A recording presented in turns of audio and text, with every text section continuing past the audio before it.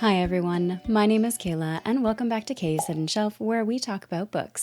Today I'm going to be sharing with you my spoiler-free review for Stone and Sky by Z.S. Diamanti. This is book 1 in the Stone and Sky series, and the trilogy was recently completed. So if you are interested in completed trilogies and you're looking for a fun, adventurous, classic fantasy adventure, this might be one for you. First and foremost, this captures the wonder of classic epic fantasy in a spellbinding tale of revenge, hate, and hope. Now, I did receive this physical copy in exchange for an honest review from the author. However, I did go out and purchase the audiobook myself, as I do love to immersion read. And a lot of the feedback I had been hearing prior to starting it myself is that this is a fun classic fantasy adventure, and I couldn't agree more. But I have a bit more details that I want to break down as to why this is such a fun, adventurous read and something that classic fantasy fans will adore. So when you dive into this, you are thrown right into action. There is no time wasted, and you're dropped right into Oren's POV amidst this battle. Oren himself is a member of the Griffin Guard, and him and his brothers are working to defend their homes from the orcs that threaten it. In the battle, their squadron is cut down and Oren is left for dead, but fate has other plans for Oren as a huntsman and his family find him and nurse his wounds and get him back on his feet. With this second chance, Oren teams up with his new friends to try and warn his home of the impending war between orcs and humans and the threat coming their way. I will say this is multi-POV in the style of classic fantasy, more in the sense that you don't get defined POVs while you're reading. You switch into different characters' POVs throughout, and that doesn't just include the main characters that you're reading about. You might get some perspective into some side characters or big characters as you read along, but it definitely has the feel of that classic fantasy writing style to it. As a result, you meet a variety of characters along the journey and being dropped right into the thick of conflict, and going on that journey with the characters makes this hard to put down. For myself, I ended up binging the last 50% of this book in one day. So from the first page, the stakes are high, and what follows after is an immersive journey with these characters.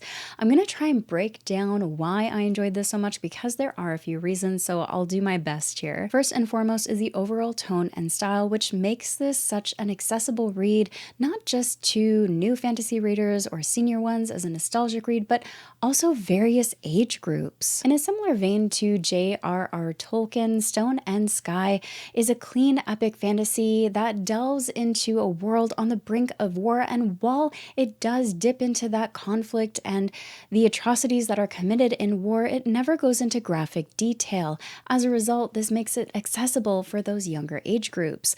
Another reason is that it mixes those scenes and tones from dealing with the tragedies of war and the conflicts, as well as mixing in wholesome scenes and still giving you emotional damage, but those lighthearted moments as well. A big reason I think this works for a variety of age groups is that a younger reader might not delve so much into the thought-provoking scenes, but rather get whisked away on an adventure, all the magic and the story, whereas an adult reader will still get that adventurous journey, but might stop to think about those deeper aspects to the story and the characters, allowing them to have a more thought-provoking experience than a younger reader might. And that's not to say a younger reader wouldn't delve into those more thought-provoking scenes, but I think it's a little bit more easier for those age groups to just enjoy the innocence of the adventure while still having the opportunity to come back as an adult and reread it in a different perspective, if that makes sense. Secondly, something I appreciated is that when I started reading, I was cheering for the humans and their plight,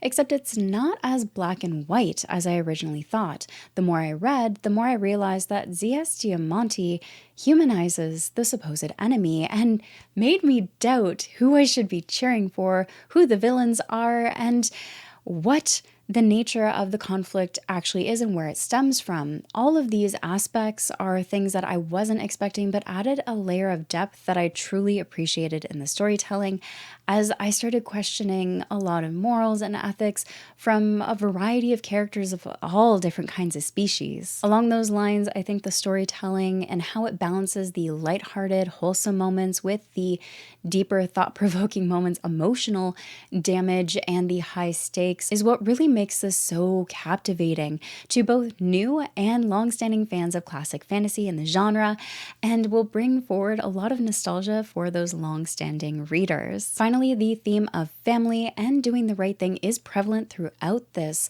Something I appreciated is that while we do get found family and unlikely friends, which I adore, we also get blood-related families that are in times of hardship and struggling. Seeing this contrast between the two types of family, their bonds, and how they are tested was heartwarming, as in terms of the blood-related family, they are not just left behind, they are tested.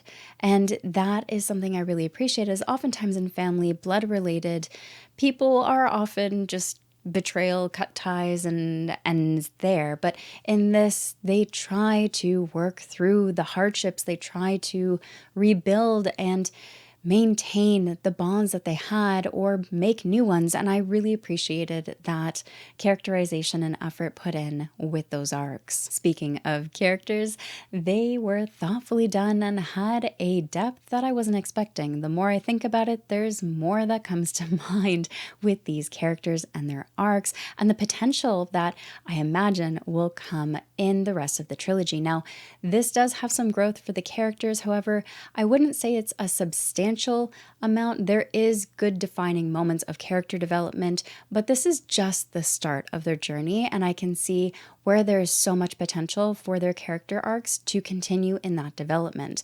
That's not to say there isn't development, it's just not as substantial as you might get in a standalone.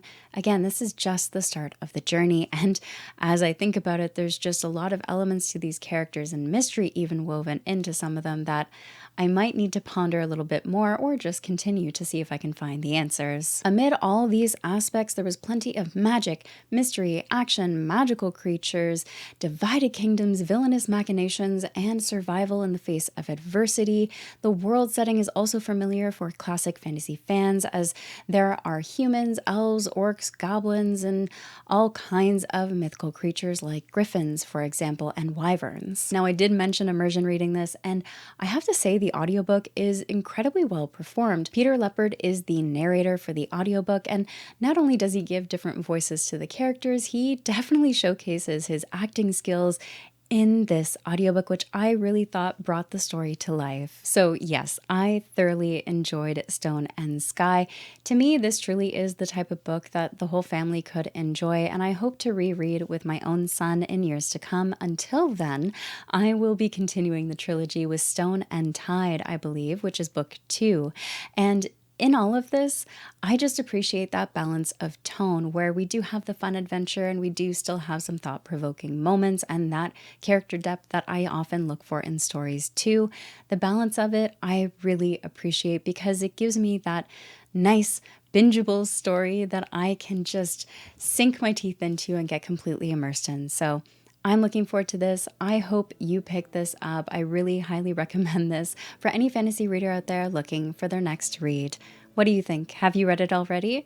Or did you add it to your TBR? Leave your comments down below. I always love hearing from you. And as always, thank you for watching and take care of yourselves.